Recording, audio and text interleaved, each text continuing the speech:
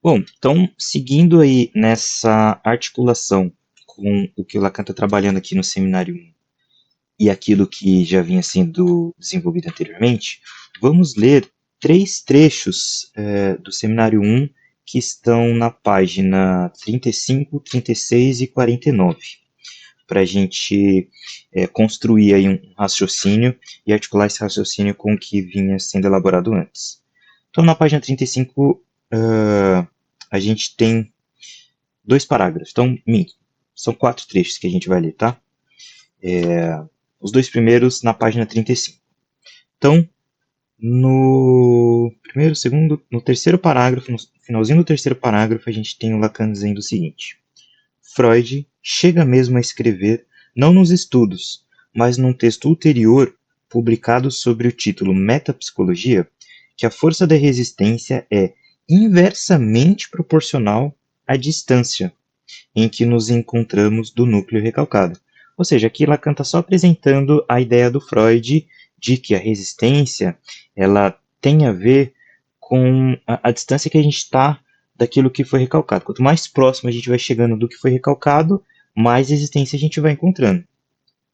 E aí, no último parágrafo, ali na última frase, o Lacan ele meio que coloca isso em outras palavras, né, uma outra forma de conceber isso.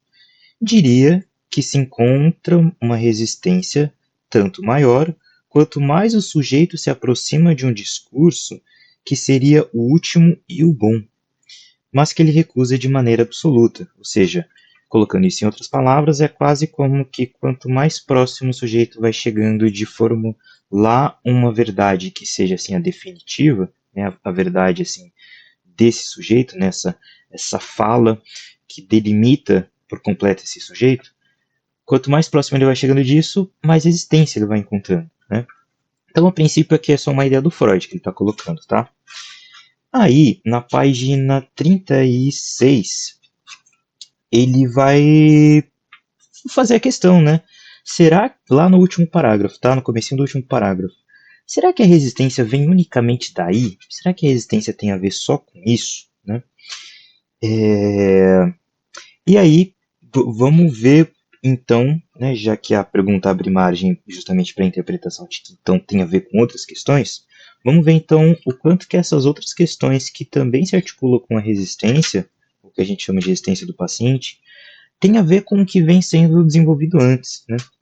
Então, o último trecho que a gente vai ler na página 49, que é o penúltimo parágrafo da 49, comecinho do parágrafo, Lacan diz o seguinte.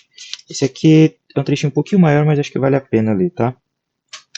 Nesse trechinho, só para contextualizar, o Lacan ele está discutindo e problematizando também a concepção que a análise feita pela psicanálise anglo-saxônica, ali na Melanie Klein, e os outros autores ali dessa mesma escola, né, eles tentam colocar um peso muito grande sobre a resistência. Né? Eles colocam uma responsabilidade muito grande nessa dinâmica da resistência, como se boa parte da análise consistisse em vencer a resistência do analisando, né? Como se esse fosse o trabalho do analista. Né? Então, a resistência e a superação dela acaba tendo assim um peso muito grande. Né? Então, é disso que ele está falando quando ele diz: a questão é saber se essa maneira de compreender a análise das defesas não nos leva a uma técnica que gera, quase obrigatoriamente, uma certa espécie de erro.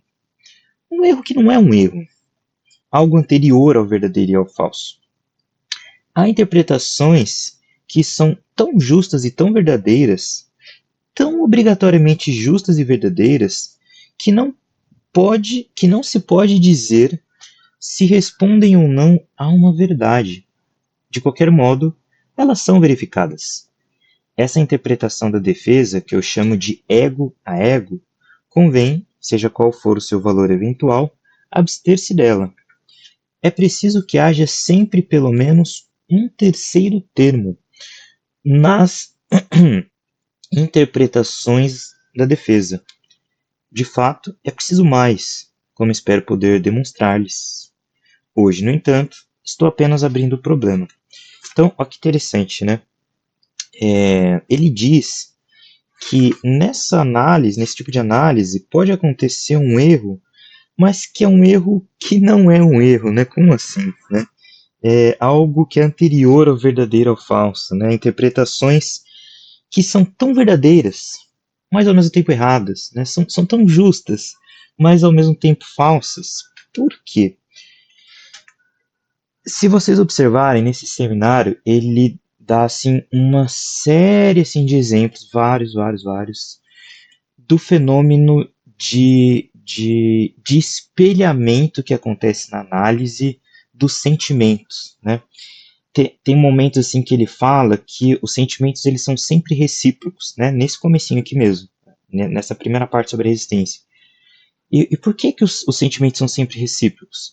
Porque ele está trabalhando a ideia da dialética, né? Como a gente viu, que é então assim pegando esse ponto dos sentimentos, é aquela ideia de que assim se eu tenho uma raiva por alguém, é muito fácil se alguém também nutrir uma raiva ou pelo menos uma defesa em relação a mim, né? Uma posição assim de cuidado, né? De proteção, né?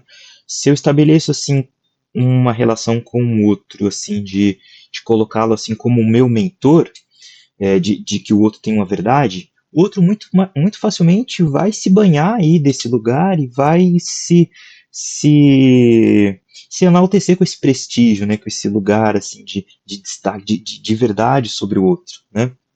Então o que ele diz é que o sentimento ele é muito facilmente transmitido para o outro, mesmo que o outro não perceba, mesmo que o outro não se dê conta dessa dialética, né? Por isso que ele vai recorrer tão profundamente à dialética hegeliana do senhor e do escravo, porque a dialética hegeliana diz justamente isso, né? Pelo menos na leitura que o Kojève faz. Essa dialética mostra como o escravo também cria um senhor, não só ah, não só como um senhor cria um escravo, mas um escravo também, lógico, entendam que está nessa lógica dialética, né? E isso acho que fica até mais palpável assim, se a gente pensar no exemplo clínico. Por exemplo, quando a gente tem assim tantos casos de pessoas que sofreram violência, que sofreram abuso, assim, que sofreram agressão, que quando chegam assim a um outro estágio da vida, elas se identificam com o abusador. Ou seja, elas passam a querer também abusar, elas passam a querer também agredir, né? Isso acho que na própria fala do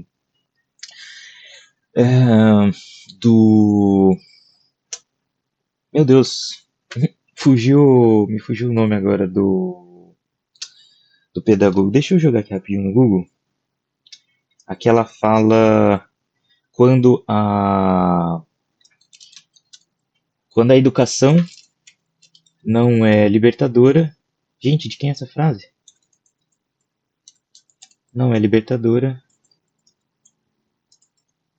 De quem que é mesmo? Paulo Freire. Esqueci o nome do Paulo Freire. Então, essa fala do Paulo Freire, ela traz justamente isso, né? Ou seja, quando a educação não é libertadora, quando o sujeito não se liberta da, da forma como ele foi educado, da forma como do que ele aprendeu, o sonho do oprimido é um dia se tornar o opressor. Então, olha que relação dialética a gente está vendo aí, e isso acontece o tempo todo na clínica. E o que isso nos interessa para a resistência?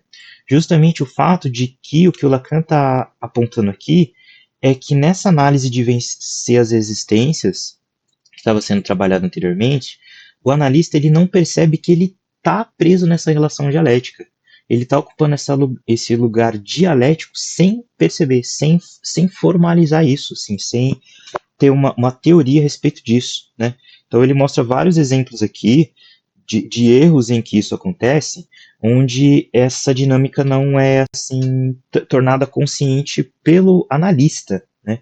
E por isso que a resistência é do analista, porque é o analista que tem que ter consciência assim dessa dinâmica que está em jogo, porque a gente vai ocupar assim esse lugar dialético que o outro vai colocar a gente vai assim querendo ou não ter sentimentos ali pelo analisando que são gerados também por essa relação dialética, faz parte, a gente é humano, a gente vai sentir isso, só que o nosso lugar é de não parar aí.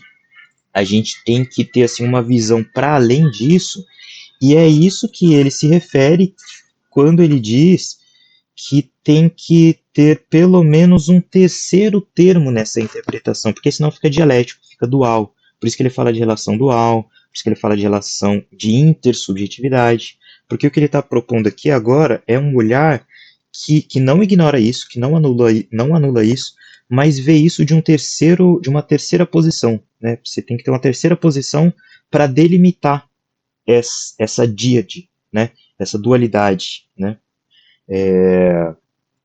Então, a resistência tem a ver muito com isso também, né? Do analista não ter consciência da dialética que está em jogo, que precisa estar em jogo, o analisando precisa colocar a gente nessa posição, e às vezes a análise não caminha porque o analista está só reproduzindo essa dialética que o sujeito reproduz com todo mundo na vida dele, mas o analista tem que ser aquele que ocupa esse lugar, mas não se resume a ele. Né? Então, por isso é interessante entender essa dialética hegeliana do senhor escravo que o Lacan vem trabalhando anteriormente. Né?